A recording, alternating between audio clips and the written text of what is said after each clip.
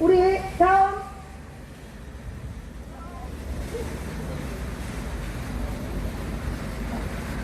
대표님은 인성교육 학부모연대 홍대화 대표님께서 말씀드리겠습니다. 네, 안녕하세요. 저는 인성교육 학부모연대 홍대화입니다. 조금 이제 앞에 말씀을 많이 하셨는데 저는 이제 성평등회라는 말들을 많이 써서 이것에 대해서 여러분들이 얼마나 알고 있는지 또 정확하게 이 개념을 알아야 반대할 수 있을 것 같아서 그 부분을 얘기하려고 나왔습니다. 대한민국에서는 지금 성평등 조례, 성평등 교육으로 몸살을 앓고 있습니다. 과연 성평등이 무엇이길래 그렇게 전국에서 우후죽순으로 발휘가 되고 학교마다 성평등 교육을 시키지 못해서 안달을 하고 있을까요? 이 성평등 교육과 청소년 노동 인권과는 무슨 상관이 있을까요? 이 성평등이라는 용어를 이제 정리를 해야 될 텐데 이거는 영어로 젠더 이퀄리티라고 얘기를 합니다. 젠더라고 하는 개념은 사회 문화적인 성의 개념입니다. 그러니까 남성성과 여성성의 개념이 고정된 것이 아니라 각자의 성 역할이 역사적으로, 사회적으로, 문화적으로 달라진다는 그런 의미를 표현하기 위해서 생물학적인 성을 의미하는 섹스 대신에 젠더라고 하는 말을 이제 쓰기 시작한 겁니다. 근데 이 젠더 이론에 따르면 남성성과 여성성 그리고 남녀의 성 역할이라는 것이 본질적이지 않다. 생물학적인 성에 의해서 주어지는 것이 아니라 사회 역사 문화적으로 사람들에게 주입되는 것이다 라고 그렇게 봅니다. 이 말이 완전히 틀린 것은 아니죠. 그렇다고 해서 또 이 말이 완전히 옳다고도 볼 수 없습니다. 젠더 이데올로기는 생물학적인 성의 본질주의를 이제 거부하고 남성이든 여성이든 자신이 남성적, 여성적이라고 생각하고 있는 그 고정관념을 깨는 것을 목표로 삼습니다. 그러니까 남성과 여성이 이전에 우리 모두 인간이라고 하는 것이죠. 그러면서 이제 그 여성들이 오랫동안 이제 강요받았던 가부장적인 억압으로부터 여성을 해방시키겠다라고 하는 페미니즘하고 연결되어져 있는 개념입니다. 이거는 그렇기 때문에 어떻게 보면 일부는 양성평등하고도 이제 일맥상통을 합니다.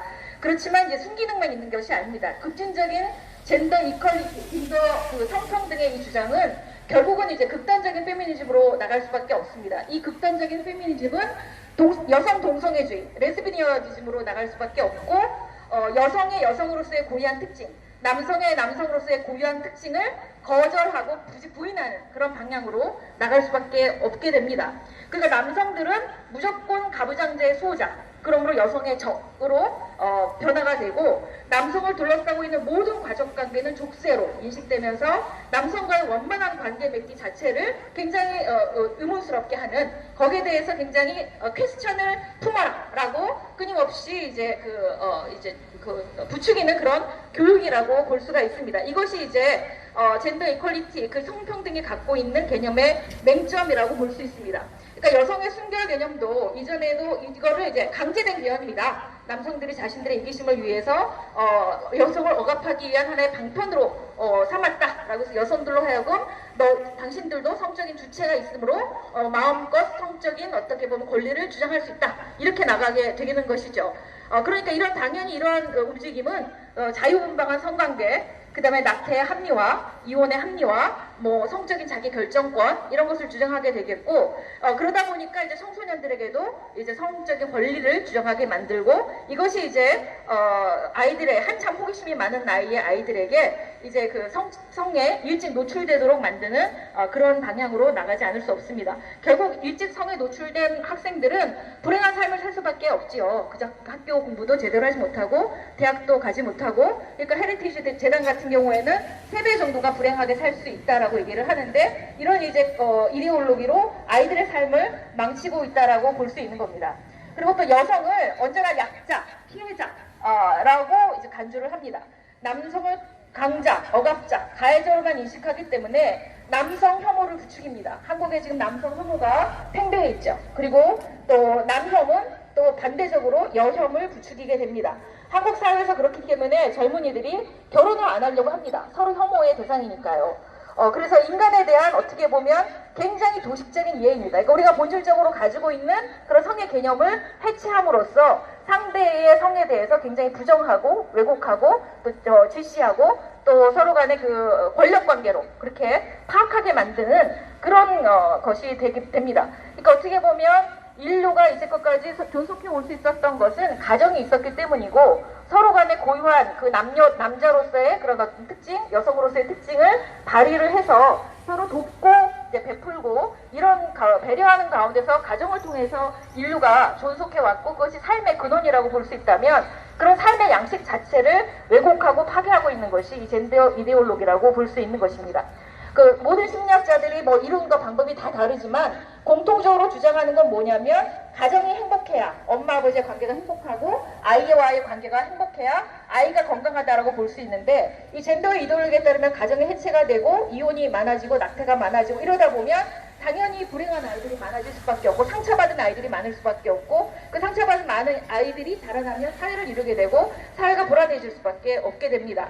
남녀 간의 평등도 중요하지만 그 평등만큼이나 6,500가지가 넘는 DNA 차이를 가지고 있는 남녀의 고유한 그 성의 그런 특징들, 그 고유성들을 어떻게 인정하고 서로 간에 존중하며 그 권리를 또 보장해주며 살아갈 것인지에 대해서 논의를 해야 되는데 그 논의는 배제되어져 있는 것입니다. 그러니까 적대적인 관계, 너의 권리를 찾아라 라고 하는 그러니까 모든 것이 인권이니까 그것에 이제 초점이 맞춰져 있다 보니까 남성에 대한 역차별 그리고 어떻게 보면 여성에게는 또 과도한 부담, 그죠? 너의 여성성을 부정하라는 것이니까요. 성적인 수치심도 부정하라는 것이니까요. 요즘에 극단적인 페미니스트들 어떻게 합니까? 10대 아이들 그의 우통을 벗어 젖히죠. 그러니까 자신의 본질적인 성이 갖고 있는 그런 특성마저도 이데올로기에 의해서 부정하고 너의 성적인 어떤 본질성을 부정하라는 것이니까 이데올로기에 의해서 너의 본질을 양심을 파괴하라는 것이거든요.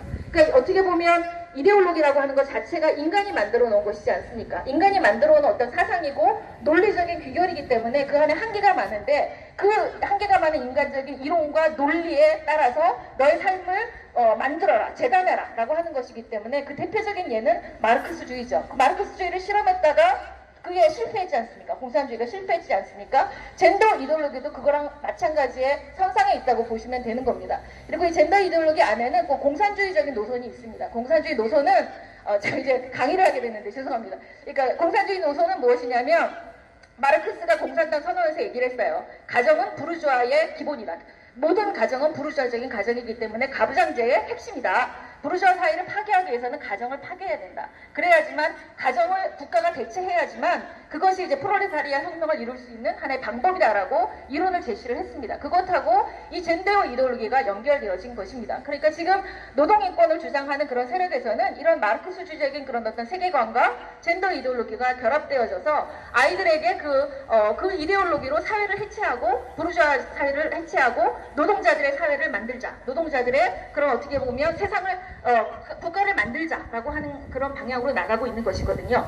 그러니까 어떻게 보면 이 모든 것들이 이제 연결되어져서 그런 어떻게 보면 이데올로기를 가진 아이들을 양성해야 되기 때문에 성평등 교육을 어릴 때부터 아주 유아기 때부터 이렇게 세뇌를 시키려고 노력을 하는 것이죠. 그러니까 이 안에는 어떻게 보면 인간이 가지고 있는 그런 어떤 본질적인 연약함, 약함 이런 것들에 대한 생각은 없는 겁니다. 인간은 완벽한 존재고 인간이 갖고 있는 이데올로기가 왕인 것이고 그 이데올로기에 의해서 너희들이 굴종해라, 복종해라. 너희들이 어떠한 양심을 가지고 있든 너희들이 어떠한 본질을 가지고 있든 그것은 중요하지 않다. 이데올로기가 왕이다 라고 하는 것을 주장하는 이데올로기이기 때문에 그 이데올로기의 종이 되라고 하는 것입니다. 아이들을 그 이데올로기의 종으로 만들려고 하는 것이거든요. 그러니까 이런 조례를, 이런 교육을 그 돈을 받고 국가의 돈을 받고 시키겠다는 겁니다. 우리 아이들에게 유아기 때부터. 그것을 용납할 수가 없죠. 우리는 이데올로기 이전에 우리는 인간이고 인간으로서의 우리는 자유를 가지고 있고 우리가 또 인간에게 또 본원적으로 주어진 또 양심이라는 것이 있고 본질성이라는 것이 있고 그것에 따라 우리는 또 삶을 선택할 수 있는 자유가 있는데 그 선택의 자유를 억압하겠다라고 하는 것입니다. 그리고 그것을 아니다라고 얘기하는 사람들을 억압하겠다는 것이거든요. 그러니까 이런 악한 조례를 저희들은 절대로 받아들일 수가 없습니다. 그러므로 정말 여러분들 오늘 나오신 것 감사드리고 이 조례를 끝까지 막아주시기 바랍니다. 감사합니다. 정말 멋지신 분이시죠? 교수님이십니다.